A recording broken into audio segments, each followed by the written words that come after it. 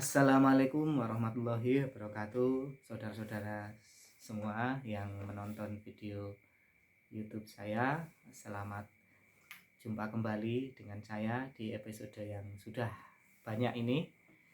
Malam ini hari Senin tanggal 14 November 2022. Saya ingin berbagi lagi, tetapi ini adalah masukan dari salah seorang teman yang tiba-tiba itu chat WA ke saya setelah nonton video ini. Dia memberikan usulan yang menarik, pengalaman-pengalamannya juga. Kemudian di akhir, Mas, siapa tahu ini bisa disampaikan, siapa tahu ini juga bermanfaat bagi para penonton. Nah, begitu saudara, apa isinya yang dari teman di YouTube itu. Sebelum itu kami senang sekali kalau saudara-saudara semua subscribe, kemudian like and comment di YouTube ini, karena saya punya niatan nanti kalau YouTube ini berkembang, saya pengen menjenguk teman-teman yang sakit, yang komen, yang berkomunikasi dengan saya, dan kalau berkenan saya pengen mewawancarai. Jadi kita supaya lebih banyak lagi berbagi, supaya yang awalnya malu-malu membahas ambeien menjadi tidak malu lagi, tidak perlu malu menceritakan kondisinya, supaya bisa mendapatkan informasi yang lebih baik lagi. Karena banyak dari kita ini bingung karpe dewe dengan setelah operasi terutama ya, bingung karpe dewe, menduga-menduga sendiri, mengarang-arang imajinasi sendiri, tambah bingung. Maka yang di edisi kemarin saya sempat ceritakan, ada yang sampai, ada anak muda yang sampai ke psikolog, kono ya, sakit ambeien sampai ke psikolog. Oke, malam ini si Mas itu dia sudah operasi, dia memilih operasi hal rar ya, hal rar. Nah, jadi dia memberikan catatan panjang di WA saya itu, bagi saudara-saudara yang punya sakit ambeien itu, cara memilih operasi apa yang paling tepat. Nah, itu saya juga baru tahu juga ya, karena ini juga baru menurut saya. Kemudian saya cari-cari juga di internet. Tapi yang saya bahas ini lebih banyak dari masukan di teman kita itu yang ada di YouTube. Dia juga sering mantau video saya dan katanya menjadi lebih tenang ya.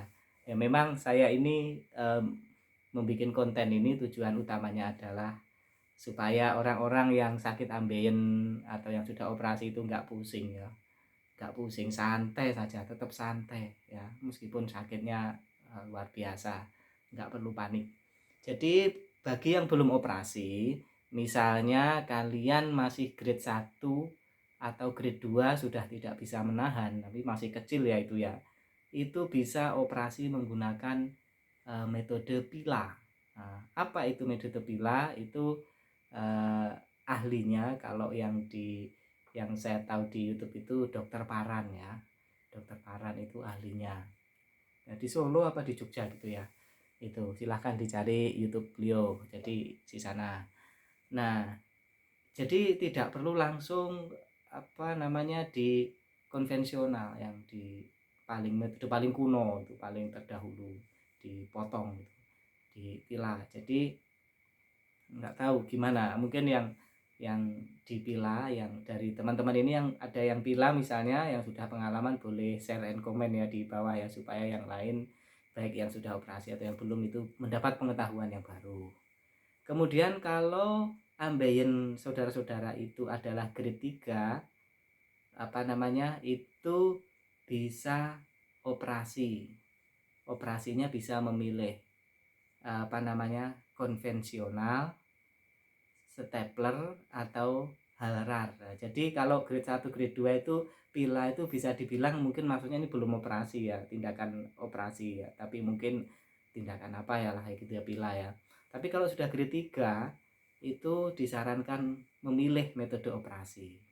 Metodenya bisa konvensional itu di hampir semua rumah sakit ada, dan itu sudah bisa pakai BPJS, jadi gratis. Saya dulu juga gratis.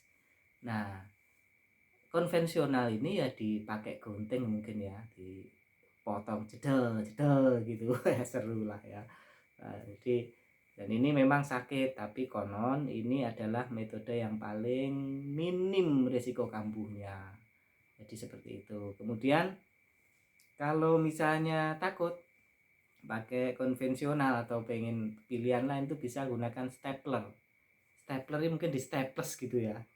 Uh, tapi staples saya baca-baca di internet tuh begini, stapling hemoroidectomy juga dikenal sebagai prosedur Longo atau PPH, prosedur untuk prolaps dan hemoroid, merupakan teknik lain yang menggunakan stapler sirkular khusus untuk mengangkat ambeien berpenyakit. Alat ini akan memotong ambeien dan menutup luka dengan sebaris stapling kecil. Mungkin setelah diangkat tuh di stapler klik gitu ya mungkin ya. Atau carilah di animasinya di internet ya. Saya tidak paham ini karena saya tidak melakukan itu. Saya konvensional. Wis nekat-nekatan wis. Pokoknya pengen waras ya, pengen sembuh. Bismillah, nekat, pasrah apapun yang terjadi, dan alhamdulillah 1,5 bulan saya sudah bisa naik motor. Nah, kemudian ada metode lagi namanya Halrar. Saya bacakan ya, saya nggak hafal. Halrar itu prosedur terapi wasit dengan cara mengikat pembuluh darah besar pada anus dan memperbaiki benjolan yang keluar dengan menggunakan alat Doppler. Metode ini bersifat minimal invasif atau tanpa pisau bedah dan dapat menangani kasus wasir mulai dari stadium 1 hingga 4. Itu ternyata stadium 1 atau grade 1 2 juga bisa pakai Halrar ini. Nah, bagi teman-teman, saudara-saudara yang menonton ini dan yang sudah operasi pakai Halrar, itu bisa cerita ya bagaimana pengalamannya. Apakah memang lebih cepat sembuhnya atau sama saja setelah operasi sakitnya sama saja. Boleh dong komen dan memberikan pengalamannya. Jadi kita saling berbagi aja, nggak apa-apa, nggak usah malu, nggak usah gengsi. Ini penyakit biasa, bukan penyakit kutukan. Nggak ada penyakit kutukan itu. Ya sakit mungkin keturunan lah, mungkin apalah seperti itu. Nggak usah didramatisir bahwa ini penyakit ini kutukan, penyakit ini membuat masa depan kita sulit. Nah, nggak ada itu, slow aja, sama saja ya.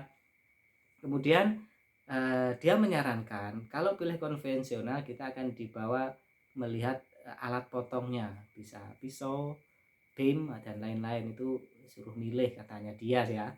Atau pilih metode yang tidak ada standar, hanya berdasarkan jurnal, itu radiofrekuensi dan laser. Ya, ini juga ada juga yang menggunakan teknik itu.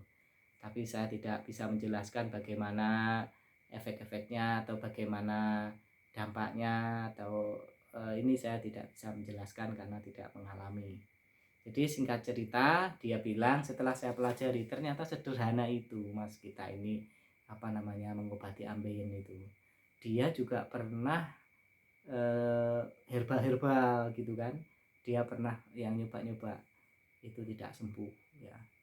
Bahkan juga ada teman dari Gresik ya, dia juga sudah mencoba herbal ini untungnya belum sampai beli ya, sudah ditawari begini sekian-sekian, tidak tidak ngefek. Banyak yang tidak ngefek ya, termasuk yang sampai pergi ke psikolog tadi itu juga sebelumnya juga itu pakai pengobatan sebelum operasi ya. Bahkan ada seorang tentara yang saya ceritakan ya, ketawa saya juga diceritai, dia ke orang pintar katanya disulap. Jadi ambayana disulap, dikasih minum air itu hilang katanya. Dia ke kamar kecil gerayai itu nggak ada, hilang, paling disulapan. Mungkin ini si pesulap merah bisa itu ya. Dan ternyata setelah pulang dari rumah berapa hari muncul lagi, padahal sudah ini ya, dia gak percaya akhirnya operasi. Nah itu saya kira informasi-informasi yang bisa saudara pilih. Jadi operasi manapun itu ada konvensional, stapler, Halrar ini yang sudah mungkin yang sudah umum ya, jamak ya. Kemudian yang laser radiofrekuensi itu juga mungkin bisa dicari referensinya atau pengalaman-pengalaman dari yang sudah melakukan. Jadi intinya saudara-saudara, Anda yang punya penyakit ambeien jangan berkecil hati, jangan malu bercerita, kemudian jangan malu menceritakan keluhannya. Kalau memang sudah nggak nyaman, pergi ke dokter atau cari referensi di internet, googling saja di YouTube. Nah, supaya apa, Anda itu tercerahkan pikirannya, nggak gampang panik, nggak gampang pusing, nggak ngapa-ngapain pusing, stres. Ya, kalau toh sakit ya memang iya ya memang sakit. Kata yang operasi-operasi itu bahkan ini melebihi ya operasi-operasi yang lain, sakit cenut-cenutnya itu dan waktunya agak lama. Itu memang saya juga mengalami yang seperti itu, tapi sudah banyak sekali yang sembuh. Banyak sekali yang sembuh. Jadi kita jangan melihat yang tidak sembuh atau yang tidak operasi atau yang ketakutan, tapi kita berpikir banyak yang sembuh. Kita mengikuti madhab yang itu aja, sembuh ya sembuh. Nah, dan alhamdulillah saya sudah juga merasa sudah sembuh ya. Jadi seperti itu saudara, informasi singkat kali ini. Sekali lagi jangan lupa subscribe, komen, dan share ya, supaya saya makin bersemangat. Dan saya punya niat nanti kalau suatu saat ada kesempatan, saya sudah ingin mengunjungi salah satu teman yang sering komunikasi, terutama yang kira-kira mau saya ajak berdialog podcast seperti itu. Sebenarnya sudah ada di Surabaya, itu Bapak dosen Universitas Untak atau Unitomo ya, rumahnya di Karangpilang di Surabaya. Saya sudah di Sherlock, saya sudah di ini, tapi saya belum sempat ke sana. Beliau siap, beliau dosen ya, beliau dosen dan siap diajak ngobrol untuk berbagi. Nah, kalian yang berbagi, yang pengen bersedia begitu, insya Allah saya siap. Kalau masih di seputar Malang, Surabaya gitu, nggak terlalu jauh lah ya. Terima kasih saudara-saudara, semangat ya, semoga lekas sembuh dan jangan panik lagi. Semoga yang sedikit ini bermanfaat. Saya akhiri dulu. Assalamualaikum warahmatullahi wabarakatuh.